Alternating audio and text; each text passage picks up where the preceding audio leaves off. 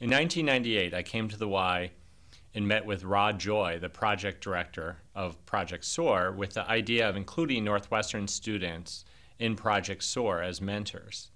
And Rod Joy loved the idea, and within a week came back to me with an action plan of how we could include Northwestern students as mentors.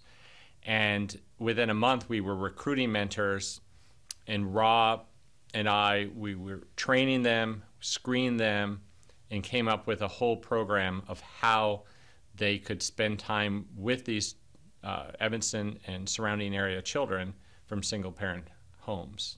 I went to Northwestern, but I just live in the community, and the Northwestern students are great assets to the community, and I thought that they could inspire these youth.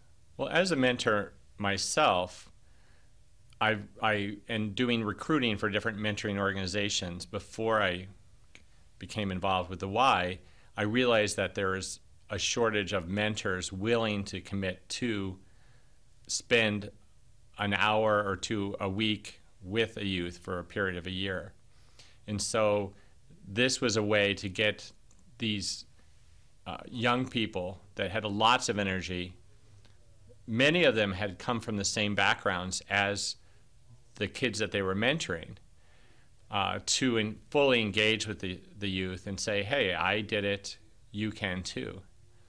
One of the mentors said something very profound, I thought, that, hey, her name was Rebecca Manson, and Rebecca Manson said, I'm mentoring you because later you'll mentor another person, and it'll be a chain that goes on and on. I was a mentor from 1997 until about 2003. And near the end of the mentoring relationship, I was less involved because my mentee was in high school, but we still would see each other every once in a while. And from just being involved in that experience, especially the first couple of years, made me so enthusiastic about our relationship and what it was doing for not just my mentee, but for me as well, that I wanted to share that with others. Well, when we started out, he was very shy, and he didn't have a father figure at home, or really not many men in the family at all. And he wanted to get out and do things. So we would go just ride bikes. He wanted to be a chef at that time, so we did cooking classes. We did things at the Y. We would play basketball. We do different activities because he became a member at the Y as part of the program. So it was wonderful to see him grow and to actually say, hey, this other person can do it, and that other person believes in me. That means I can do it as well. We did a lot of different things. We would cook together a lot because he wanted to be a chef. We would ride bikes. We went to the zoo together. He did swimming lessons at the YMCA. We would go to different events in the city. We went to Grant Park several times, always taking the train, and we focused on things that didn't cost a lot of money because we wanted just to share time, and without having a big expense associated with it. Well, I went to his 8th grade graduation, and he had a lot of trouble at school, and that was just a very big event for him, graduating from 8th grade, and his mother was there, and his sister and his 2 brothers were there, and it was just a great thing because we had worked a lot. We didn't do academic things together, but I had helped him get a tutor through the Y, and it had helped him actually to actually pass his classes and to be successful in middle school, which is a huge thing, was a huge thing for him. When I first started the program, my wife and I were going to mentor together, but as it turned out, I actually spent the most time with him, and it turned out to be an activity that I had. But he did come to our home. My children were very young later on in our mentoring relationship, because when I started mentoring him, I didn't have children, and they knew him like an uncle, and he would come to different events even when he was older at our home, like if we had a barbecue, or if we went sometimes to the beach, he would come along, and we had a great time, and he was very welcome in our home. We would get together about once a week for an activity, and I would meet with him a lot of times early Sunday morning, and we would go and do something for about 3 hours, and then I would take him home. And it was a great thing. We both look forward to these outings.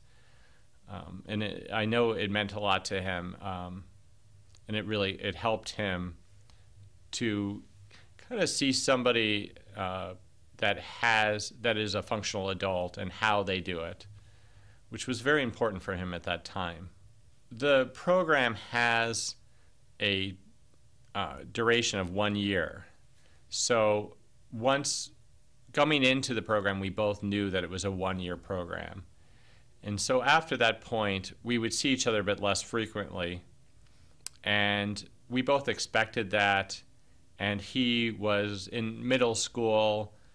And as he got older, he started doing things with his friends and things like that as well. So I don't feel that I left him. I feel that I'll always be a part of his life, and that he will go on and mentor other people, and he will do good things with his community. I joined the board shortly after I became involved with Project SOAR, and I was a member for 6 years on the board. And the board had the same great attitude and warmth as Project SOAR did, and that is that when I came to the board, they embraced every idea that I had, whether or not we actually did that idea. They were very enthusiastic, very positive, and very loyal to the mission of the Y, to build community and to include everybody in the community. I think that one needs mentors in their life, and I feel that I had some very strong mentors from the Y, as well as great friends that I've made from being on the board. One person was Chuck Riemann. Chuck Riemann was a mentor in Project SOAR, and we worked together recruiting other people for Project SOAR from the community to mentor kids from single parent households. And Chuck, one night, we were in a community event to introduce Project SOAR to the community, and he was telling this story about his mentee and his experience, and how his mentee was not doing well in school and really kind of checking out a lot on his obligations or his things that he needed to accomplish in middle school. And by working together, they were able to work that out, and his mentee went on to do well in high school and college, and today I know he's a very functional adult. And Chuck just broke into tears during this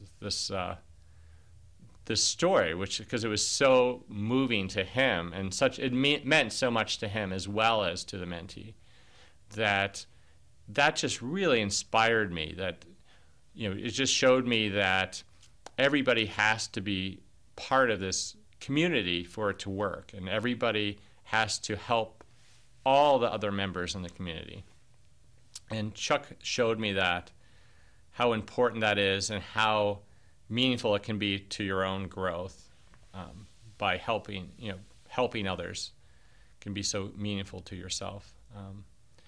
And as well as I've met a lot of great people on the board, and worked with them on different projects. I was on a 100-mile bike ride, and Scott Anderson, one of the board members, when I had my problem with my bike, and he stayed with me and helped me get home.